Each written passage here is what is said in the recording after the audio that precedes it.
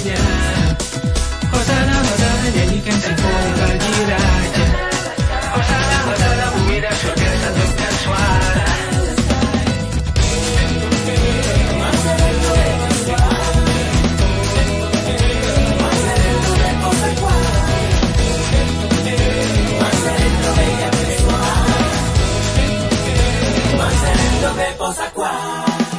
Masalahku, masalahmu telah selesai. Pergumulanku, pergumulanmu Telah selesai. Penyakitku, penyakitmu Telah selesai. Dosaku, dosamu Selesai. Ku kan berdosa, bersorak, bersuka, suka cita dalam ternyata pengorbanan karyakan semata. Mampukan ku berkata semua telah selesai. Ku kan berdosa, bersorak, bersuka, suka cita dalam ternyata pengorbanan karyakan semata. Mampukan ku berkata semua telah selesai.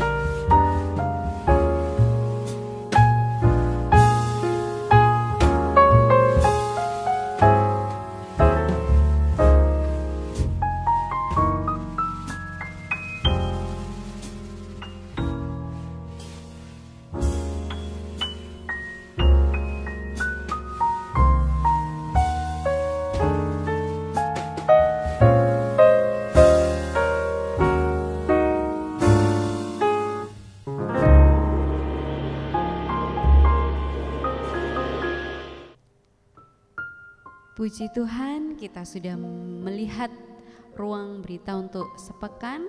Bersyukur kepada Tuhan, kita boleh bertemu kembali dalam kebaktian hari ini.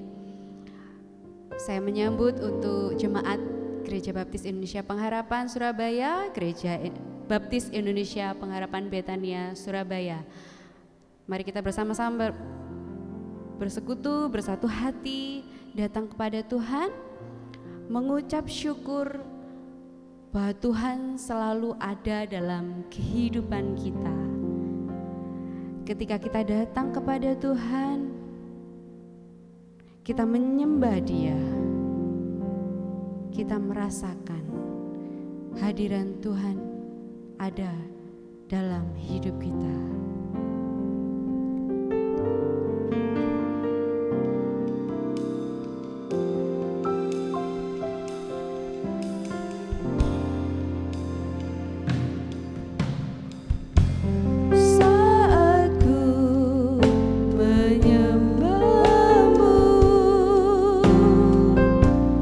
Rohmu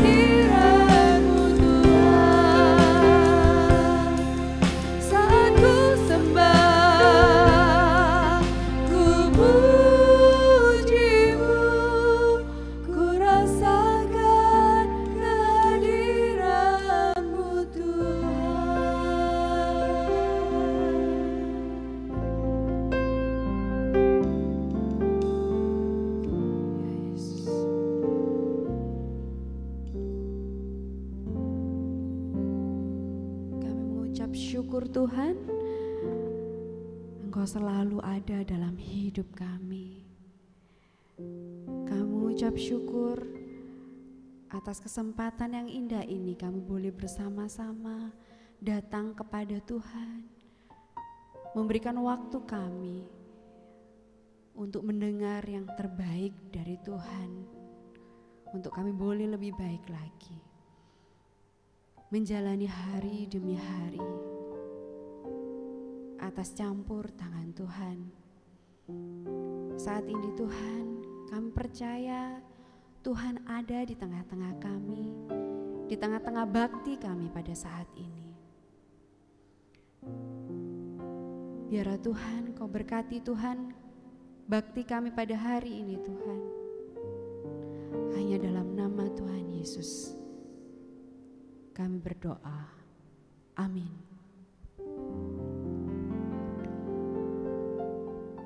Mengucap syukur pada kesempatan hari ini kita boleh bersama-sama bertumbuh. Kita boleh bersama-sama melihat bahwa Tuhan banyak menanti kita semua. Pada kesempatan hari ini juga saya mengajak Bapak, Ibu, jemaat bisa bersama-sama kita boleh bertumbuh dalam sekolah minggu.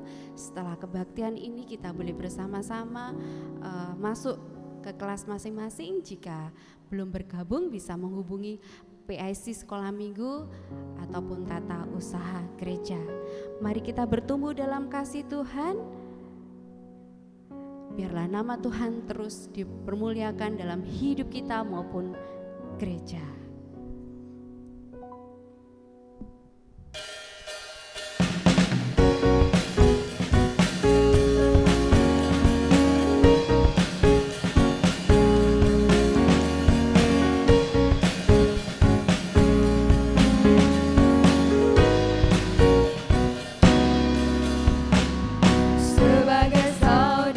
Seiman di dalam tubuh Kristus, menyerahkan seluruh hidupnya, berbagi kasih bersama. Kadang tawa, terkadang tangis, suka duka bersama. Yang kuatnya nanggung yang lemah, dalam anugerahnya kita bertumbuh di dalam kasih. Sehati sepikir, setujuan, melangkah bersama. Tuhan yang besar tak berhenti di hadapan kita. Siapkanlah dirimu, sosok hari esok, dan Tuhan dimuliakan melalui gerejanya. Kita bertumbuh, silakan bangkit berdiri, kita bersama-sama nyatakan, mari kita bersama bertumbuh dalam kasih. Kita bertumbuh di dalam kasih. Sehati sepikir, setujuan, melangkah bersama. Tuhan yang besar tak berhenti di hadapan kita. Siapkanlah dirimu, sosok hari esok, dan Tuhan dimuliakan melalui gerejanya. Kita bertumbuh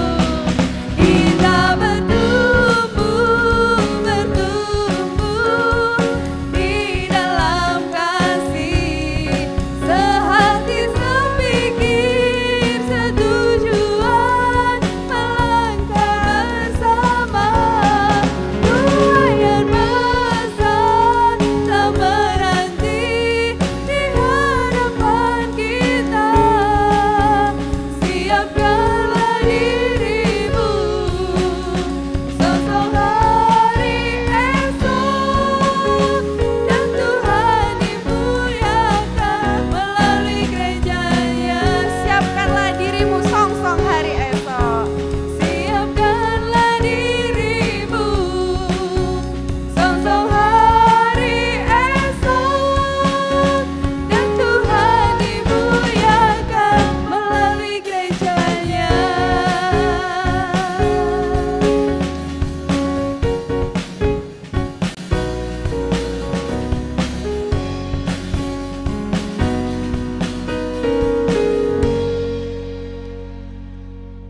Puji nama Tuhan, silakan duduk kembali. Kita akan bersama-sama mempersiapkan pembacaan Alkitab kita pada hari ini dari 1 Tesalonika pasal yang kelima ayat yang ke-1 sampai yang ke-11.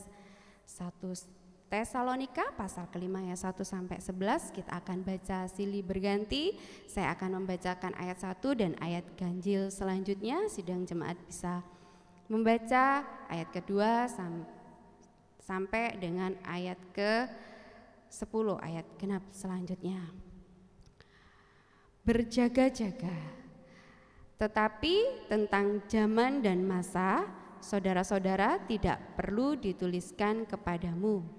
Karena kamu sendiri tahu benar-benar bahwa hari Tuhan datang seperti pencuri pada malam. Apabila mereka mengatakan semuanya damai dan aman, maka tiba-tiba mereka ditimpa oleh kebinasaan seperti seorang perempuan yang hamil ditimpa oleh sakit bersalin. Mereka pasti tidak akan luput. Tetapi kamu, saudara-saudara, kamu tidak hidup di dalam kegelapan, sehingga hari itu tiba-tiba mendatangi kamu seperti pencuri. Karena kamu semua adalah anak-anak terang dan anak-anak siang. Kita bukanlah orang-orang malam atau orang-orang kegelapan. Sebab itu baiklah jangan kita tidur seperti orang-orang lain, tetapi berjaga-jaga dan sadar. Sebab mereka yang tidur, tidur waktu malam, dan mereka yang mabuk, mabuk waktu malam.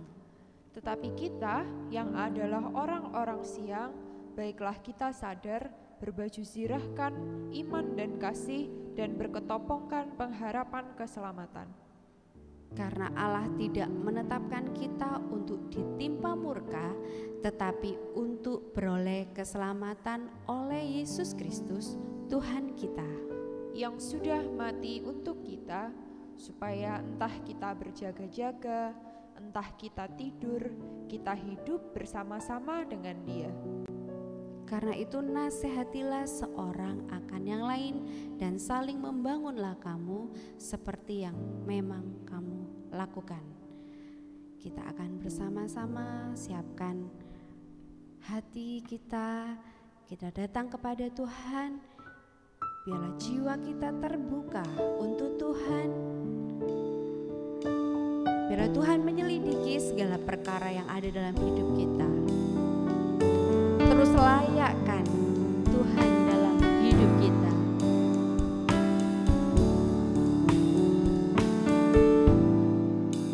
Jiwaku terbuka untukmu Tuhan.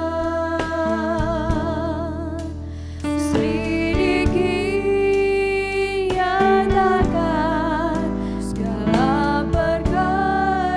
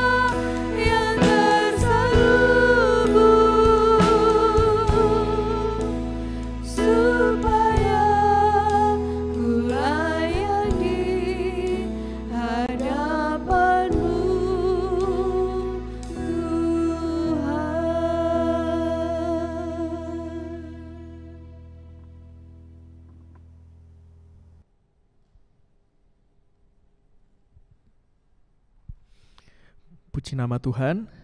Saya mengucapkan shalom, selamat pagi.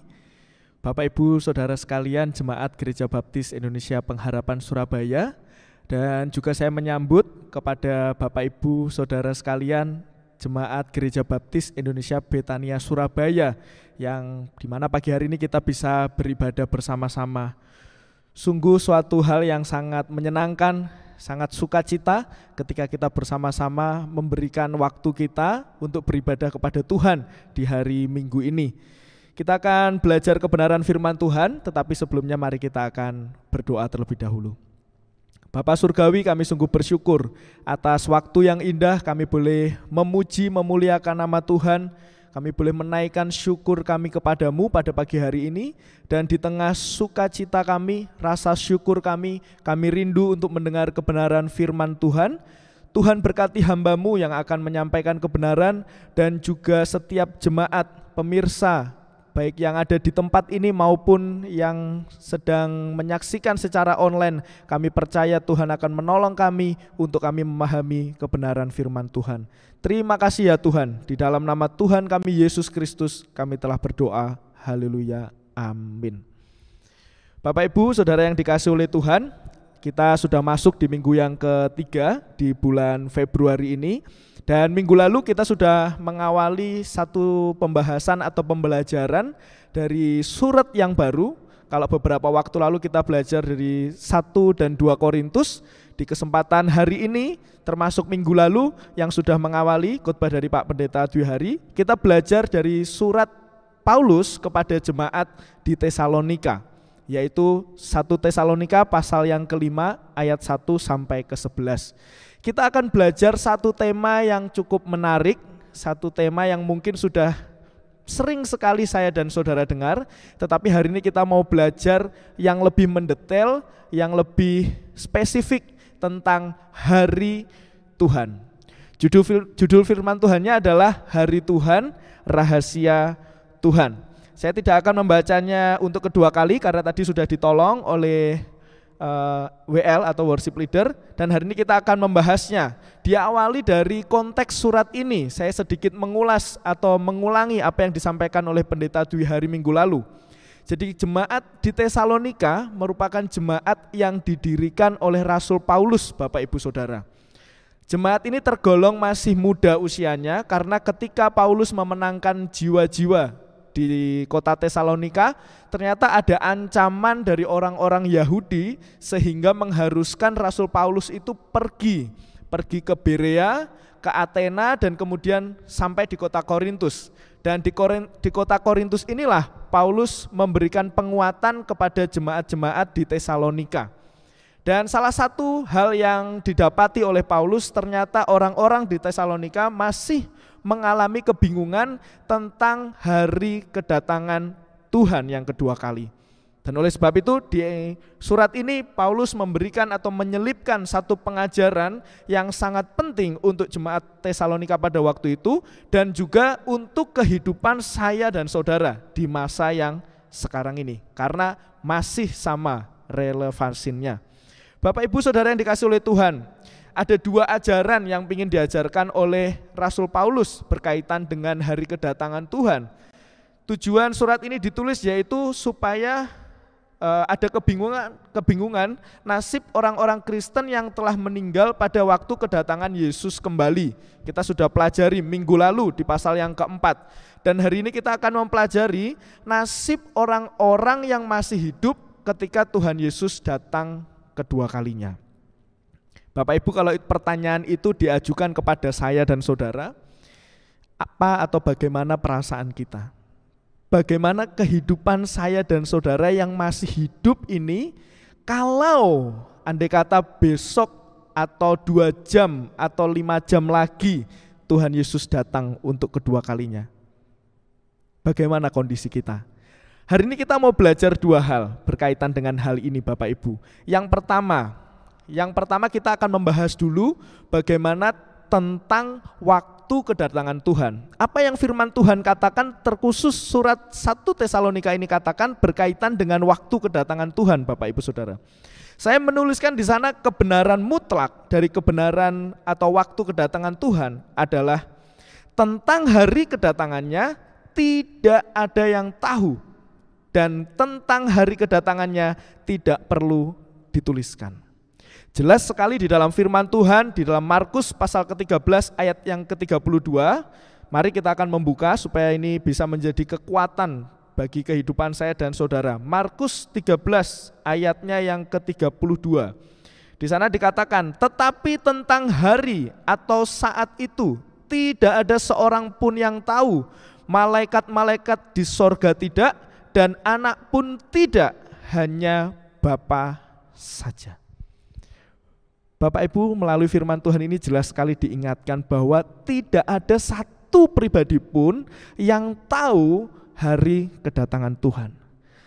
Tidak, entah itu presiden, entah itu perdana menteri, entah itu ketua PBB, atau entah itu siapapun lah itu, tidak ada yang tahu hari kedatangan Tuhan. Bahkan Yesus yang saya dan saudara sembah dikatakan anak pun tidak tahu.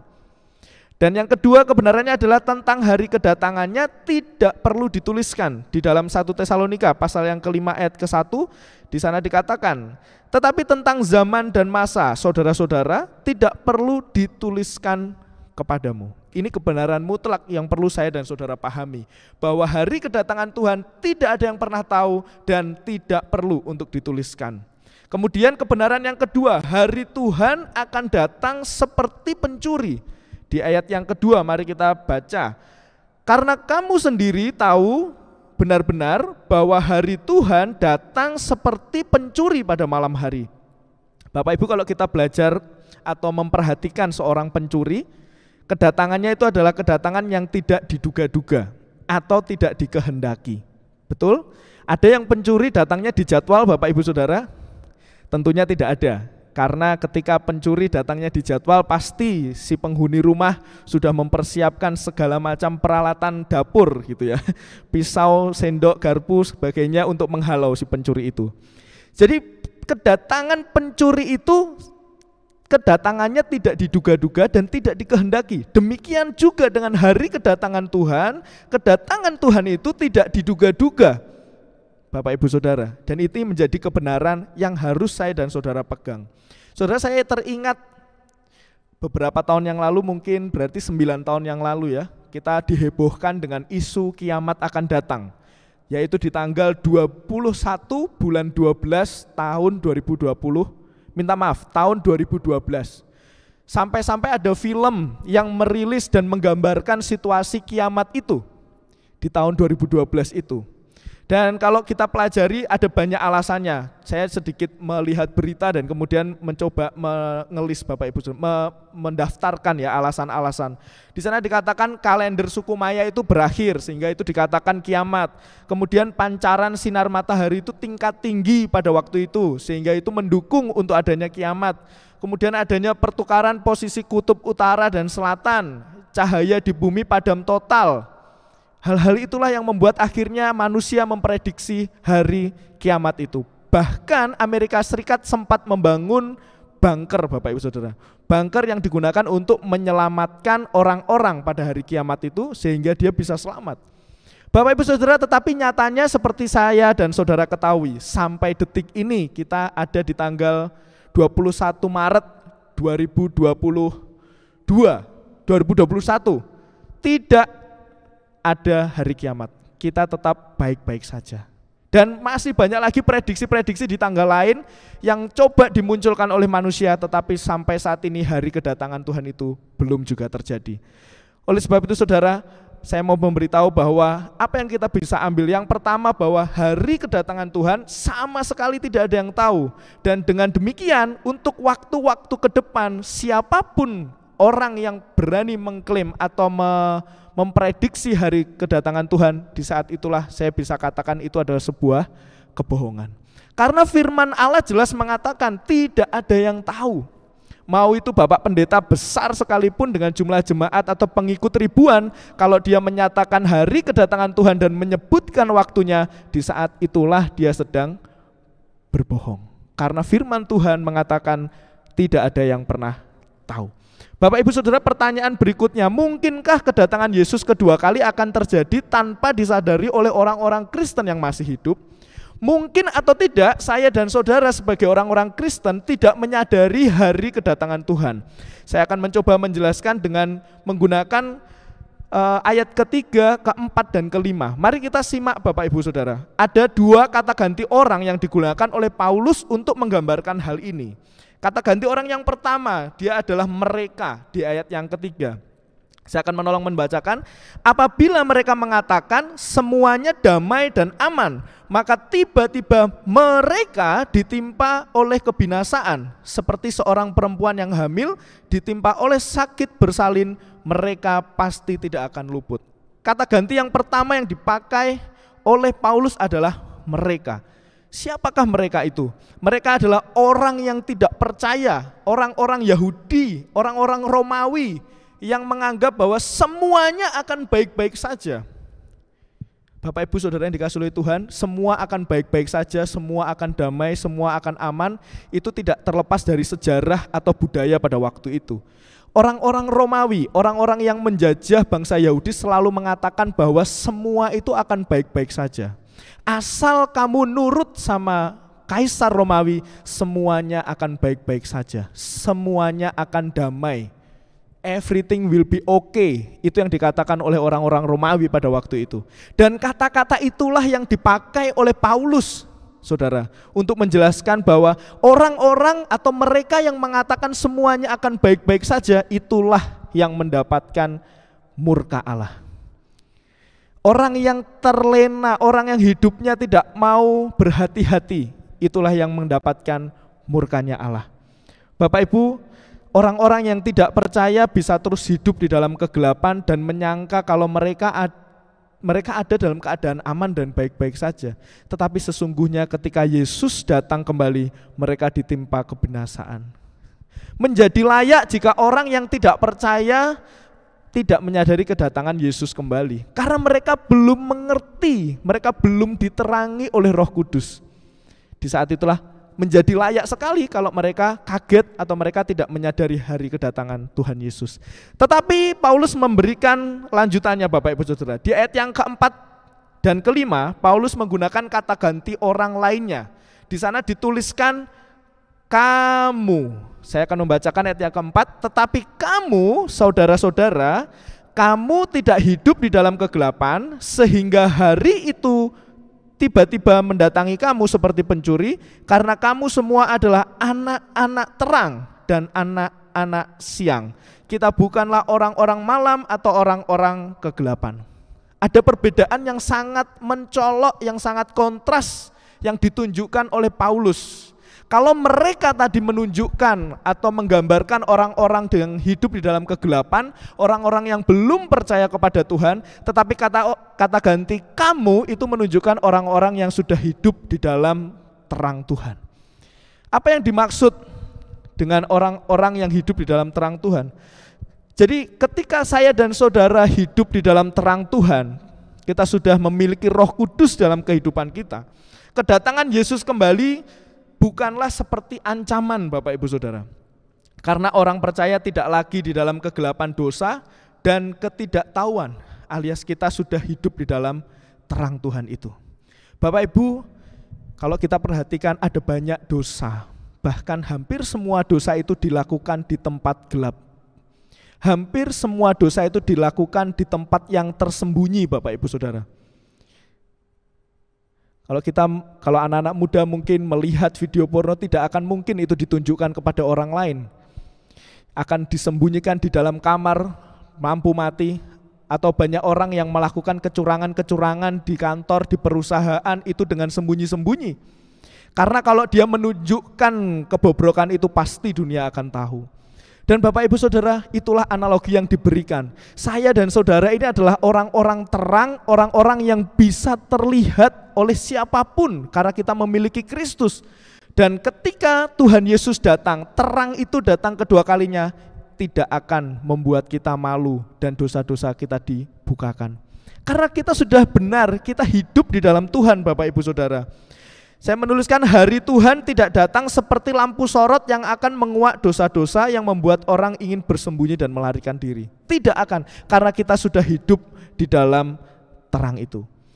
Orang percaya akan sadar dan menyambut terang yang sempurna itu. Berbeda dengan orang-orang yang masih hidup di dalam kegelapan. Mereka akan tidak menyadari hari kedatangan Tuhan. Itulah perbedaannya saya dan saudara dengan orang-orang di luar sana yang masih hidup di dalam kegelapan. Poin yang pertama sudah kita pelajari Bapak Ibu. Tentang hari Tuhan tidak ada yang mengetahui dan tidak perlu dituliskan. Tetapi sebagai orang-orang yang percaya kepada Tuhan, kita tidak boleh kaget, kita harus tetap menyadari bahwa hari Tuhan itu ada dan akan terjadi dalam kehidupan saya dan saudara.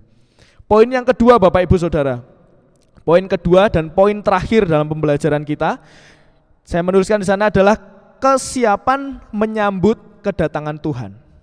Kesiapan menyambut kedatangan Tuhan ini merupakan bentuk atau bukti atau sesuatu hal yang harus saya dan saudara persiapkan ketika kita mengetahui suatu saat hari Tuhan itu akan datang dalam kehidupan kita.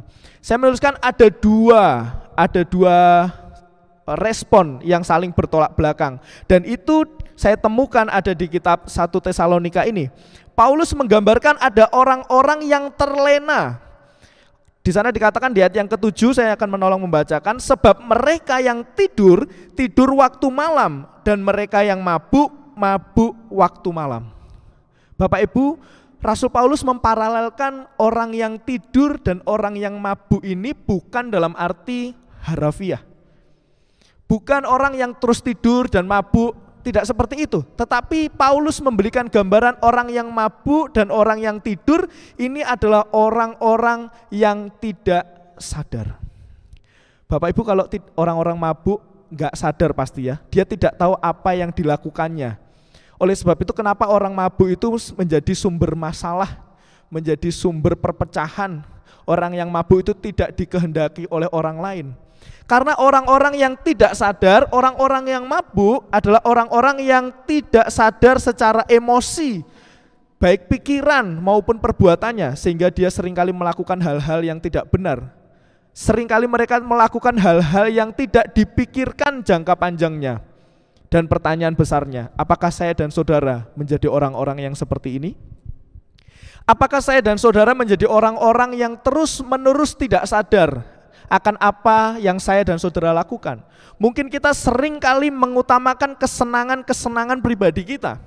Kita sering kali melakukan hal-hal yang kita tidak pikirkan jangka panjangnya akan seperti apa. Saya menuliskan contoh-contoh di sana yang sangat dekat dengan kehidupan saya dan saudara. Hedonisme, konsumerisme, sekulerisme, hal-hal itulah yang dekat dengan kehidupan saya dan saudara. Seringkali kita mengutamakan hal-hal kesenangan duniawi itu dan melupakan bahwa suatu saat ada kehidupan kekal yang lebih atau jauh lebih penting daripada hanya sekedar kehidupan duniawi. Pertanyaan besarnya, apakah kita termasuk orang yang seperti ini? Kita terlena dengan kenikmatan dunia, dengan setiap gemerlap, kelap-kelip lampu dan kesenangan-kesenangan yang ada di dunia. Atau kita menjadi pribadi yang kedua. Inilah pribadi yang dikehendaki oleh Tuhan. Pribadi-pribadi yang waspada. Kalau dulu pernah ada stasiun televisi berita yang jargonnya adalah waspadalah, begitulah. Dan saudara, ini biarlah ini menjadi pengingat untuk saya dan saudara bahwa kehidupan orang-orang Kristen haruslah waspada. Apa yang dimaksud waspada Bapak Ibu? Di ayat yang ke-8, tetapi kita yang adalah orang-orang siang, baiklah kita sadar, berbaju zirahkan iman dan kasih, dan berkotopongkan pengharapan keselamatan. Kita ini disebut orang-orang siang Bapak Ibu Saudara, orang-orang yang sadar atas apa yang kita lakukan, atas apa yang kita perbuat, atas apa yang kita pikirkan. Itulah yang hendaknya kita lakukan di dalam kehidupan kita sehari-hari. Di sana juga dikatakan ditunjang oleh berbaju zirahkan iman dan kasih dan berketopongkan pengharapan keselamatan. Ini mengingatkan saya dan saudara di dalam 1 Korintus pasal 13 ayat ke-13, iman, pengharapan dan kasih itu menjadi satu bagian yang penting dalam kehidupan saya dan saudara. Iman itu berbicara tentang kepercayaan kita, kesetiaan kita kepada Tuhan. Dan itulah yang harus saya dan saudara pegang ketika kita hidup waspada sebagai anak-anak Tuhan. Kalau kita bicara tentang kasih, firman Tuhan jelas, bahkan Alkitab ini jelas, hukum yang terutama adalah kasihlah Tuhan Allahmu dengan segenap hatimu, dengan segenap jiwamu, dengan segenap akal budimu. Dan hukum yang kedua yang tidak kalah dari hukum yang pertama, kasihlah sesamamu manusia seperti dirimu sendiri. Jelas sekali kasih menjadi satu hal yang penting. Tindakan kasih itu menjadi satu hal yang penting untuk saya dan saudara. Karena apa? Karena Yesus lebih dahulu mengasihi dan saya dan saudara. Dia datang ke dunia sebagai bentuk kasihnya kepada saya dan saudara. Kemudian kalau kita bicara tentang keselamatan Bapak Ibu Saudara, berketopongkan pengharapan keselamatan. Ini sama dengan nama gereja kita, Gereja Baptis Indonesia Pengharapan. Kata pengharapan itu bukan sesuatu hal yang ringan atau yang yang biasa-biasa saja Bapak Ibu Saudara. Kata pengharapan itu menjadi kata yang penuh dengan makna. Orang bisa bertahan hidup karena dia punya pengharapan. Orang bisa melakukan pekerjaannya hari demi hari karena dia punya pengharapan. Berbeda dengan orang yang ingin bunuh diri Bapak Ibu Saudara. Orang yang bunuh diri, orang yang ingin bunuh diri artinya adalah orang yang sudah tidak memiliki pengharapan. Itulah kenapa saya mengatakan bahwa pengharapan itu menjadi satu hal yang penting. Karena dengan pengharapan kita bisa terus berjalan. Karena dengan pengharapan kita terus bisa melihat rencana Tuhan dalam kehidupan kita. Itulah yang Tuhan Yesus kehendaki. Itulah yang Paulus kehendaki melalui firman Tuhan kepada jemaatnya di Tesalonika. Kita senantiasa memegang iman, kasih, dan pengharapan di dalam bingkai kewaspadaan. Karena hari Tuhan akan datang pada waktunya. Bapak Ibu, saya punya teman bekerja. Kebetulan dan puji Tuhan, saya selain menjadi mahasiswa, saya juga membantu bekerja di STBI sebagai multimedia, media sosial.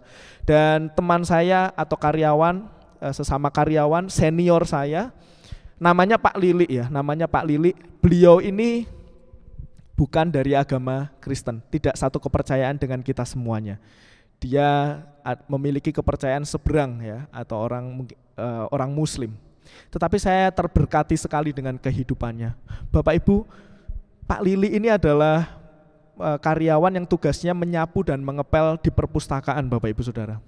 Setiap hari, karena saya tinggal di STBI, saya tahu kebiasaannya beliau.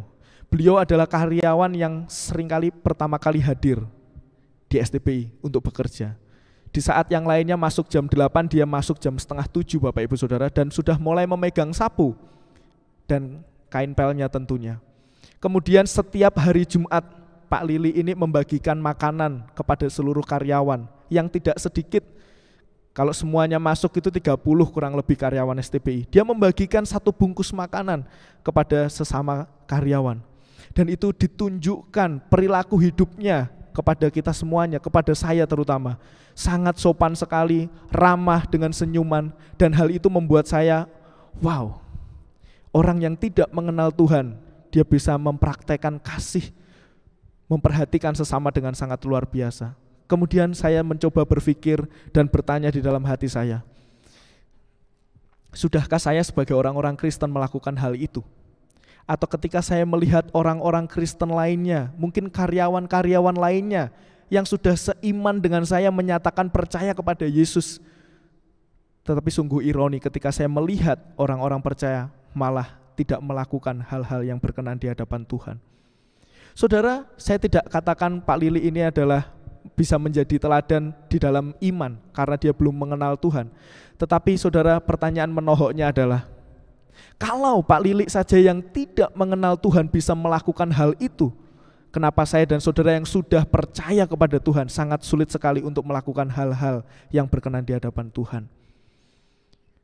Pak Lili mungkin tidak mengerti konsep hari kedatangan Tuhan Yesus Kristus datang untuk menghakimi manusia, tetapi dia tetap melakukan kebaikan, tetap menebarkan kasih itu kepada orang lain.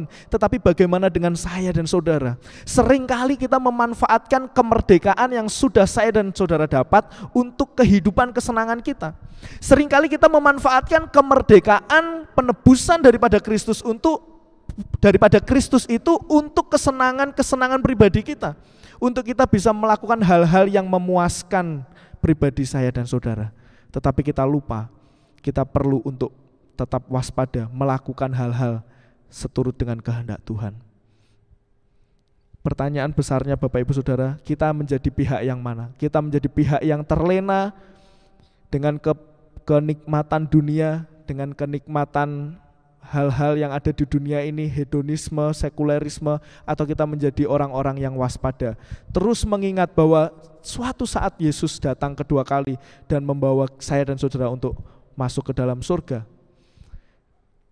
Dan yang menjadi kekuatan di ayat yang terakhir Bapak Ibu Saudara, di ayat yang ke-9 dan 10 ini menjadi satu hal yang penting yang harus saya dan saudara pahami. Di sana dikatakan, karena Allah tidak menetapkan kita untuk ditimpa murka, tetapi untuk beroleh keselamatan oleh Yesus Kristus Tuhan kita. Allah tidak menetapkan saya dan saudara untuk ditimpa murka, tetapi untuk beroleh keselamatan di dalam Yesus Kristus Tuhan kita. Yesus Kristus yang sudah mati di ayat ke-10 untuk kita, untuk saya dan saudara, supaya entah kita berjaga-jaga, entah kita tidur, kita hidup bersama-sama dengan Dia. Allah membebaskan manusia dari murka Allah oleh karena ketetapan dan karya penebusannya di dalam Kristus Yesus. Kita diselamatkan oleh karena anugerah, iya benar, tetapi ketika kita sudah diselamatkan menjadi tanggung jawab saya dan saudara untuk kita bisa hidup waspada sambil menantikan hari kedatangan Tuhan itu. Lakukan hal-hal yang baik, lakukan hal-hal yang benar. Kita berlomba dengan waktu. Selagi masih ada kesempatan, mari kita gunakan untuk melayani Tuhan, memberikan hidup kita menjadi terang dan garam bagi orang-orang di sekitar kita. Mari kita akan berdoa. Bapa di dalam surga, kami sungguh bersyukur untuk kebenaran firman-Mu. Bagaimana kami memahami bahwa hari Tuhan itu menjadi rahasianya Tuhan. Kami mengimani hal itu Tuhan. Tetapi ajari kami di dalam perjalanan kehidupan kami. Ajari kami untuk kami hidup taat di hadapan Tuhan. Ajari kami untuk kami tidak meremehkan kemerdekaan, penebusan yang Tuhan sudah berikan kepada saya dan saudara. Dan kami percaya Tuhan, setiap kehidupan kami itu menjadi kehidupan yang berharga di hadapan Tuhan. Kami bersyukur ya Tuhan oleh karena kebenaran firman-Mu, dan berkatilah supaya ini boleh menjadi berkat kepada kami semuanya, tidak menjadi pendengar saja tetapi kami mau melakukan di dalam kehidupan kami sehari-hari. Terima kasih ya Tuhan, di dalam nama Tuhan kami Yesus Kristus kami telah berdoa dan mengucap syukur. Haleluya, amin. Firman Tuhan sudah kita dengar. Saatnya kita akan meresponinya. Bagaimana kita menyambut hari kedatangan Tuhan, maka kita harus mempersiapkan diri melalui pengabdian seutuhnya kepada Tuhan. Nyanyian yang berjudul Hidup Ini Adalah Kesempatan. Mari ini kita jadikan sebagai nyanyian penyerahan hidup kita kepadanya dalam rangka menyongsong hari Tuhan. Kita nyanyikan lagu ini.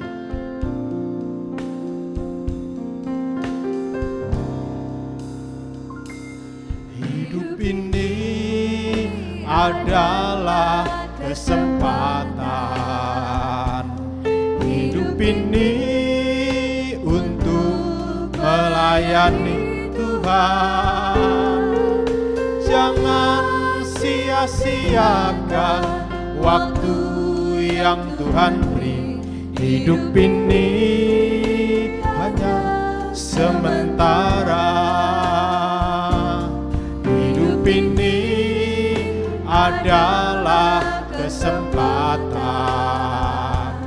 Hidup ini untuk melayani Tuhan.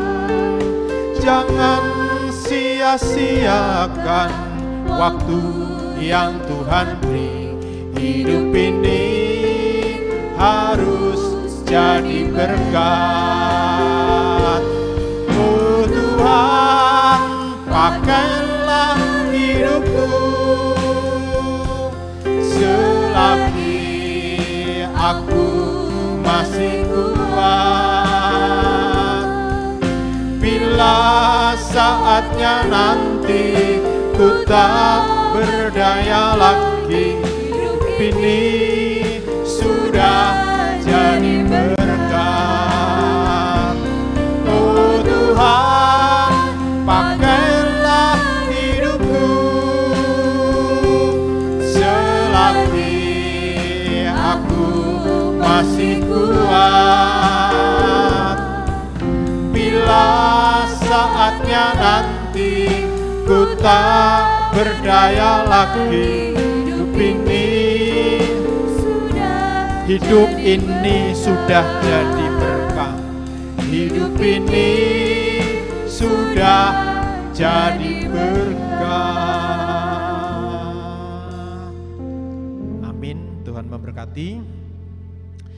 Bapak Ibu, sudah 2 minggu diumumkan kepada jemaat supaya jemaat mempelajari rencana, program, dan anggaran belanja gereja, termasuk di dalamnya kalender kegiatan gereja. Saya harap jemaat sudah mempelajarinya dan sudah jelas. Lalu sekarang saatnya kita akan mengesahkan. Secara sekilas, mari kita perhatikan kalender gereja kita ya. Kalender gereja kita di sana tercatat ada 16 kegiatan ya. Yang pertama adalah Ground Zero. Ground Zero sekarang berlangsung 4, nanti ada 5, 6 ya akan dilaksanakan. Lalu ada kegiatan perayaan Paskah, HUT gereja, lalu ada training, dan selanjutnya nomor 16 adalah kegiatan Natal. Ya Bapak Ibu bisa perhatikan di sana. Lalu berikutnya anggaran. Silahkan Bapak Ibu perhatikan anggaran. Jadi anggaran gereja kita di tahun 2021 anggarannya mengalami penurunan. Jadi setelah gereja kita berubah sistem, maka menjadi ada banyak penyederhanaan, akhirnya anggaran kita turun. Nanti ketika ada dana lebih, kita akan tabung bisa untuk persiapan, untuk asisten, untuk pembangunan ya. Kita mengucap syukur kepada Tuhan. Kalau Bapak Ibu perhatikan di sana, anggaran kita pada tahun ini per bulan turun menjadi 49.612.400 rupiah per bulan ya, itu per bulan. Per tahunnya 595 juta ya, 348.800 rupiah. Itu anggarannya ya. Sedangkan program detailnya silahkan memperhatikan. Nah setelah Bapak Ibu mempelajarinya, lalu sekarang mencoba menyimak kembali, saatnya sekarang kita akan mengesahkan program ini. Sekarang saya bertanya kepada seluruh sidang jemaat di rumah masing-masing, setelah mempelajari rencana program dan anggaran dan kalendernya, apakah seluruh sidang jemaat secara musyawarah dan mufakat menerima rencana, program, dan anggaran sebagai panduan pelayanan kita sepanjang tahun 2021 ini? Bagaimana? Sepakat Bapak Ibu? Sepakat? Terima kasih. Terima kasih ya. Baik, ini akan menjadi panduan pelayanan kita sepanjang tahun ini. Baik Bapak Ibu, mari kita akan masuk dalam doa. Kita serahkan program kita ini dan juga sejumlah kebutuhan yang lain. Kita tunduk kepala dan berdoa. Bapa kami yang ada di dalam surga, kami mengucap syukur kepadamu untuk segala campur tanganmu atas gerejamu ini.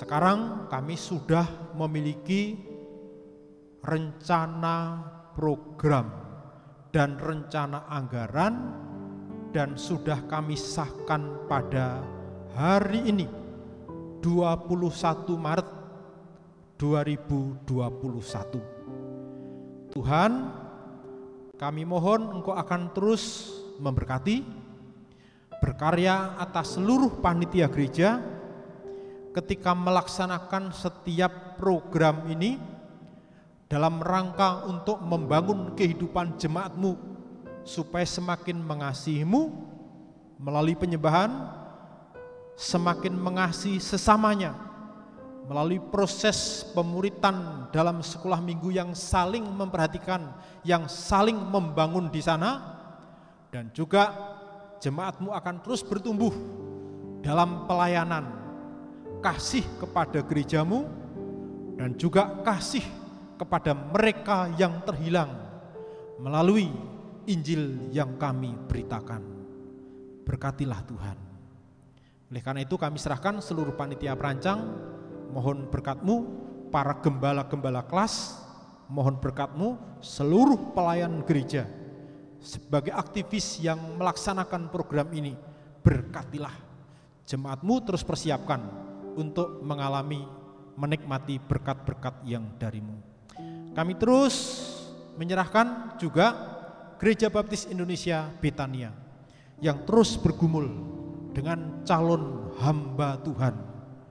Kami terus serahkan proses pemanggilan yang sedang berlangsung. Mohon Tuhan akan menolong, biarlah pilihan-Mu, panggilan-Mu, penetapan hamba Tuhan untuk Gereja Baptis Indonesia Betania terjadi. Selanjutnya kami serahkan setiap anak-anak-Mu dalam kebutuhannya masing-masing.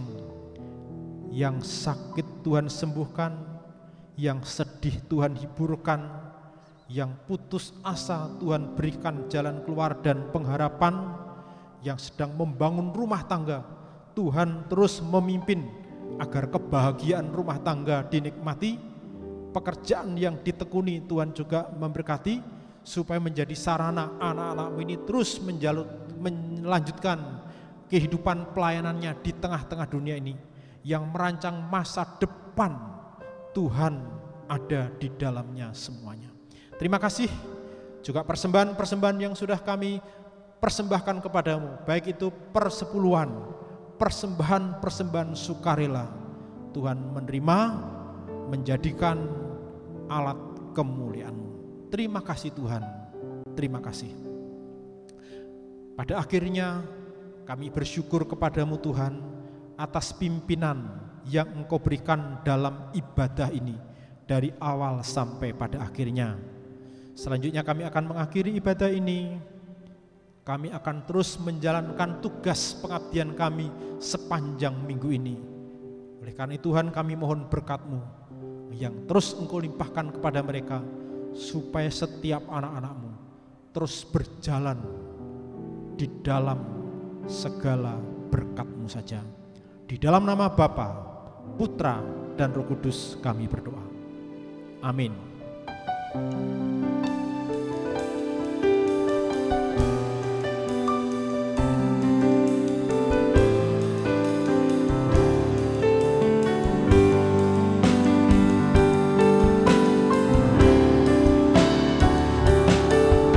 Besar anugerah-Mu,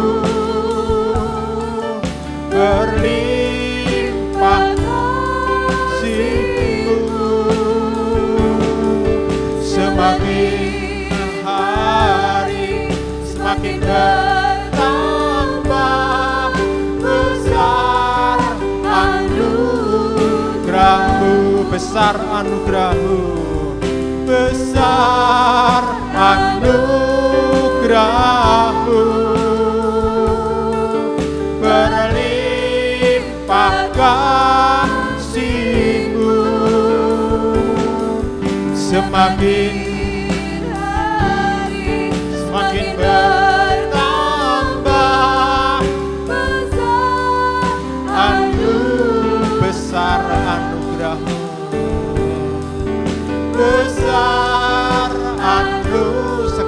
lagi besar anugerah-Mu, besar anugerah-Mu.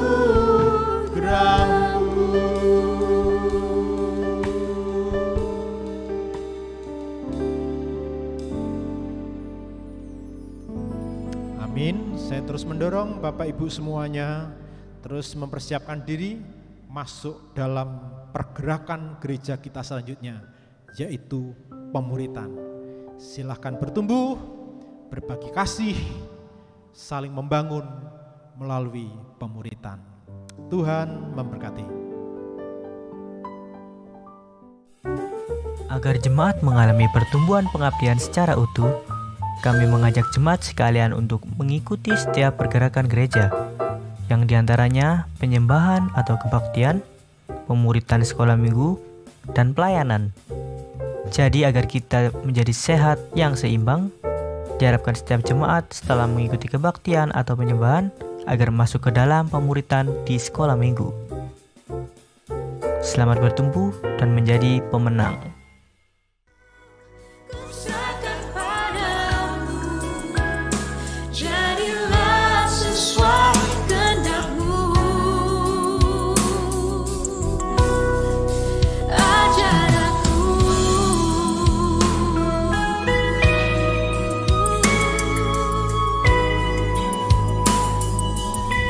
Kami bawa hidup kami ke hadapan-Mu ya Tuhan Yesus. Kami bawa hati kami ke hadapan-Mu ya Tuhan. Ajar setiap kami ya Bapa, tuntun setiap kami ya Tuhan.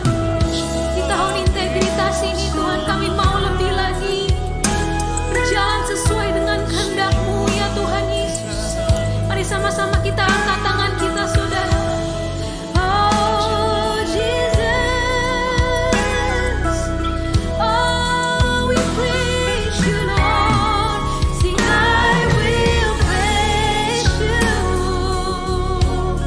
forever and ever.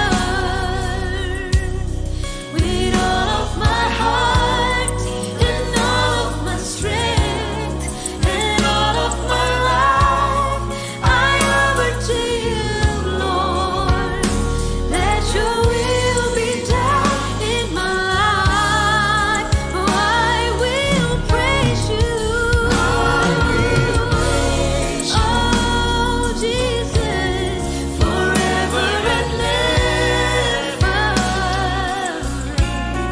With all of my heart and all of my strength and all of my life, I offer to You, Lord. Let Your will be done in my life. Teach me Your way.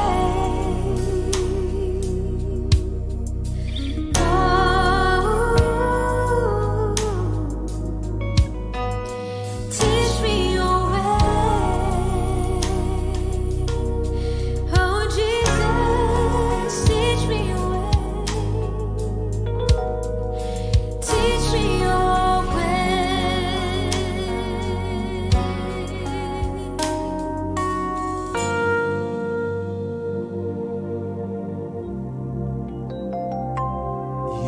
Yesus, padamu ku berseru, Kaulah penyelamatku, terpujilah Kau Tuhanku. Mulutku memuji nama-Mu, sepanjang umur hidupku, terpujilah Kau Tuhanku di atas segalanya.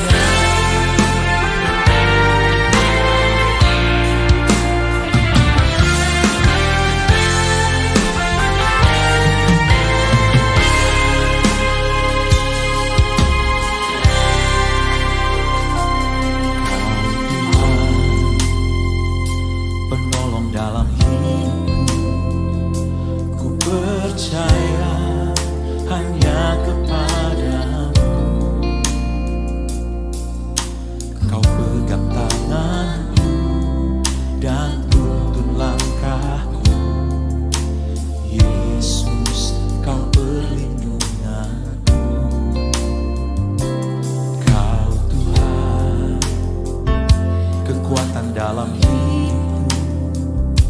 penolongku dalam kesesakan. Kau batuku dan pertahananku, Yesus, Kau kemenanganku.